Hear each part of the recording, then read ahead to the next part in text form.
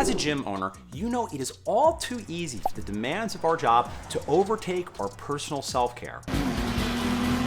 But aside from your own ability to manage your productivity, to maintain your energy levels, and create high impact work with a highly functioning brain, your physical self-care is the foundation of your ability to lead a high-performing team. So in this video, I'm gonna cover a concept I like to call physiological leadership. My name is Mark Fisher from businessforunicorns.com, and I think that is a fun word to say. Physiological leadership.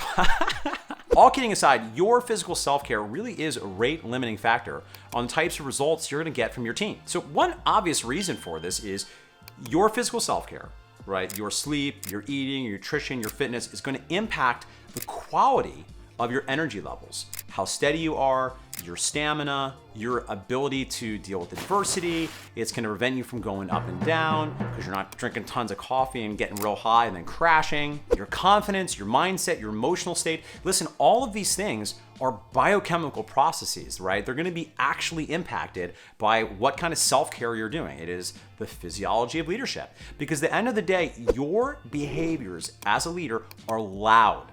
Your team is looking at you at all times. They want to know two things.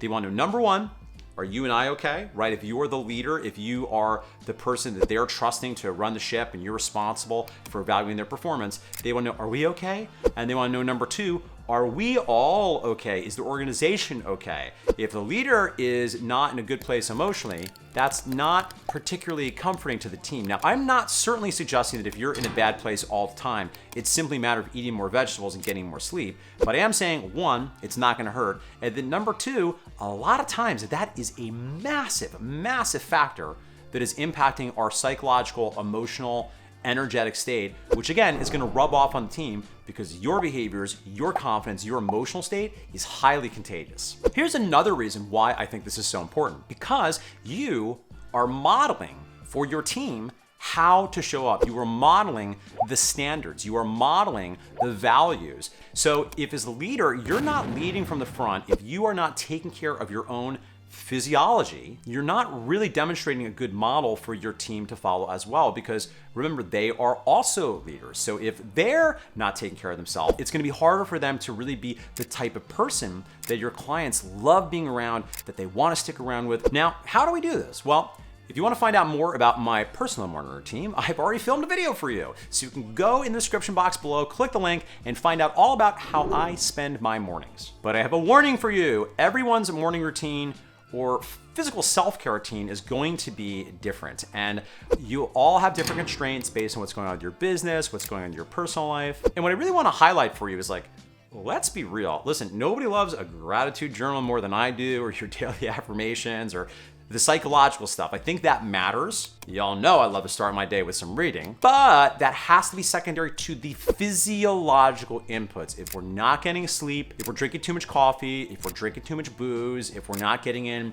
some nourishing food that really is fueling and serving our body, if we're not getting our workouts in, we just can't show up powerfully the way that we want to. In fact, something very unusual at the day that I'm recording this, yesterday, I just let myself sleep in a little bit because I was just tired. So I slept in for 8.5 hours. I slept until 6:30 a.m. Can you believe it? Yes, I go to bed very early. Don't judge me. So that meant I only got 20 minutes of reading yesterday, which is below my personal standard of 25 to 40. And then this morning, I slept again till 6:30. 8 hours and 15 minutes today. And I'm feeling like $1,000,000. I just sensed my body needed sleep. Because here's another thing that will maybe surprise people that follow my work, and you know how obsessive I am with a lot of my psychological habits or my continuing education habits. If I have to choose between psychology and physiology, I am going to choose physiology the vast majority of the time. Certainly, physiology alone is not the game.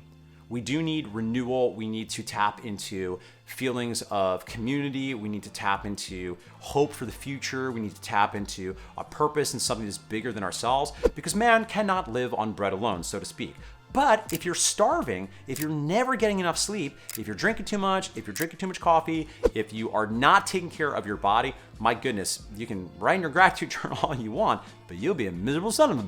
Real talk, we know there is this interesting dichotomy between what people would assume a gym owner would do. I mean, we work in fitness, we know how to take care of ourselves, but in my experience working with gym owners now for years is it just doesn't always happen. And I get that. I'm also a small business owner. But I'd love for you to reflect on the week ahead and just think, just like you with your clients, what is maybe one thing you can do to take better care of your own fitness? Is it going to bed 30 minutes earlier and getting off Instagram earlier? Is it choosing a salad when you go out for lunch instead of having a big burger with fries? Is it taking even a quick nap rather than have that third cup of coffee? Maybe it's even taking a day or a week off from work, taking a real vacation. Now, listen, I'm the last person to ever tell you to live like a monk.